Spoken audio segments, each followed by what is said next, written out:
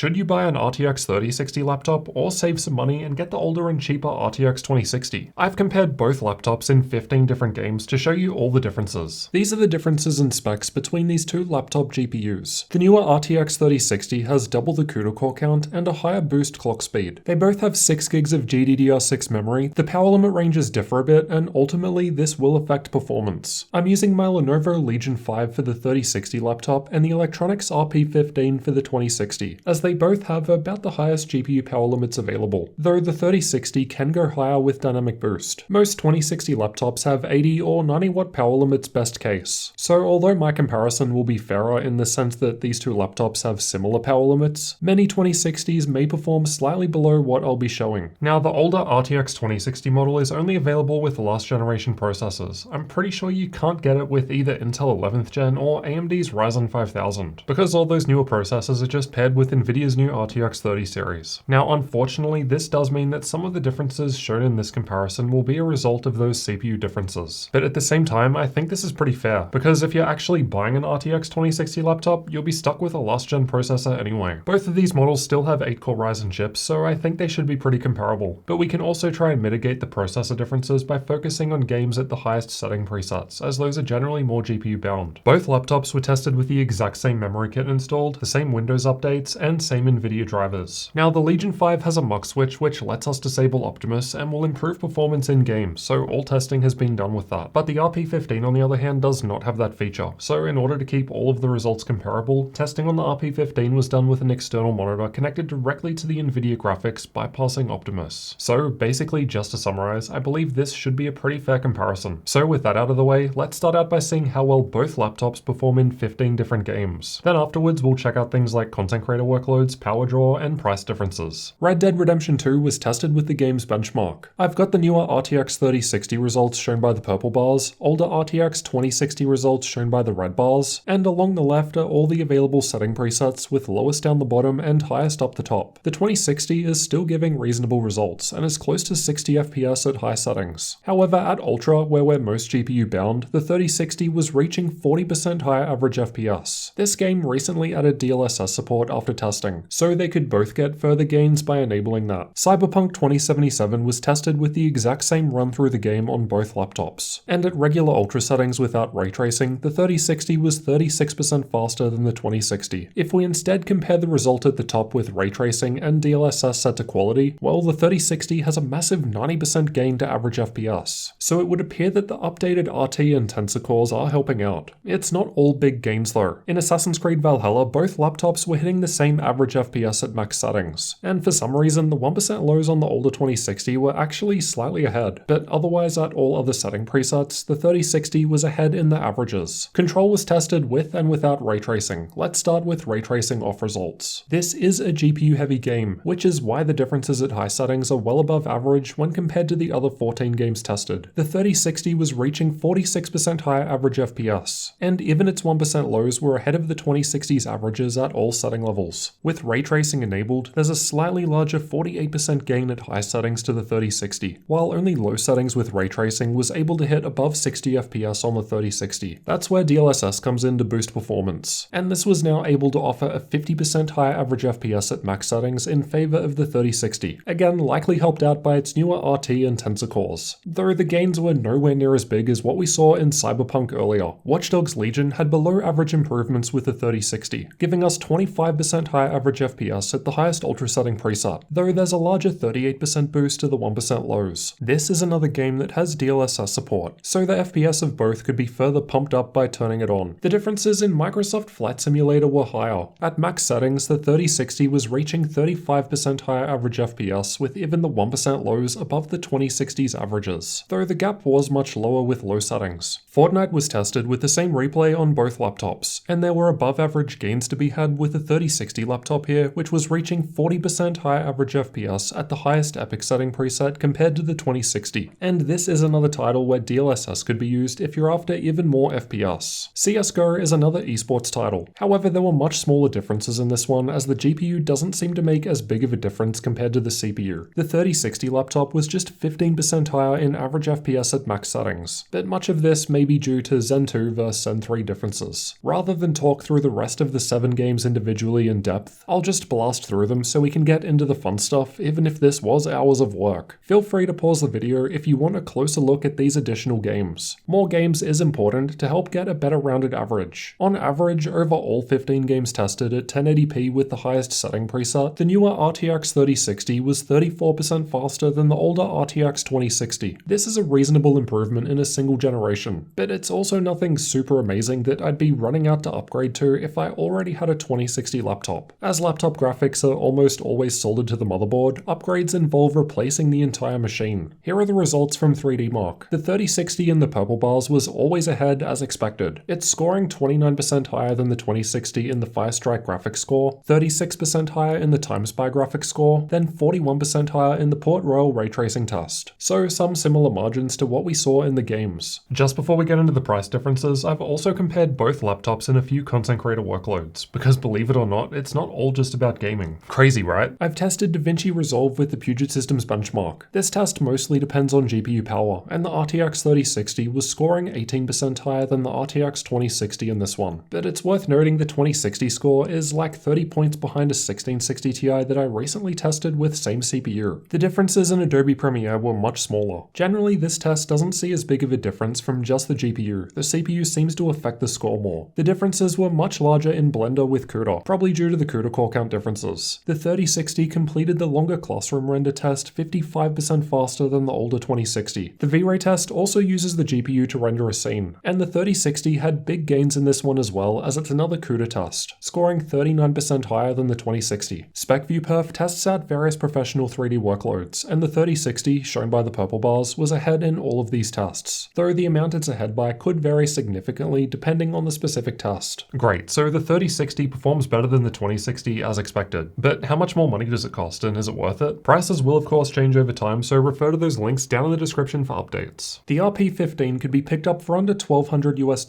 last year, and while they don't seem to be selling the 2060 configuration anymore, there are other options out there. Just be wary of cheaper models likely having lower GPU power limits, which will result in lower performance. The newer 3060 model of the RP15 with same CPU is $1,500, and hey, that must be one of the only laptops that pairs a last-gen CPU with the 3060. I guess that would have been perfect for this comparison, but I couldn't get one. Anyway, that one has a full wattage 3060 too, just like the Legion 5 I tested here. As far as cost per frame goes, the 3060 was actually able to offer better value despite costing more when in the RP15, or in the Legion 5 when on sale, while the full-priced Legion 5 was a little worse value compared to an RP15 with 2060 graphics. Honestly, if you can get it on sale, I think the RTX 3060 is well worth it. At the end of the day, it just comes down to the price difference, and the 3060 is generally 20 to 30% more expensive compared to the 2060, but that's also while offering more than a 30% boost in the 15 games tested. Now that said, as we've just seen, the 2060 is by no means dead. It can still do quite well in a number of modern games. You just might have to turn the settings down a little bit compared to what the 3060 is able to offer. And unlike the GTX 1660 Ti below the 2060, the 2060 does still at least offer DLSS. Technically it's got ray tracing too, but the first gen ray tracing hardware and this lowest end 2060 model never really impressed me in that area. But personally, I think DLSS is actually more practical for most people. Unfortunately, I'm not able to fairly compare things like thermals and battery life on both of these laptops, as the internals are different. Neither laptop was thermal throttling on the GPU when under testing though, so I think all the results shown are still perfectly comparable. Check out these videos next if you want to get a better idea of how well the RTX 3060 compares against other laptop GPUs. Make sure you're subscribed to the channel for future laptop comparisons like this one, and come and join me in Discord and get behind the scenes videos by supporting the channel on Patreon.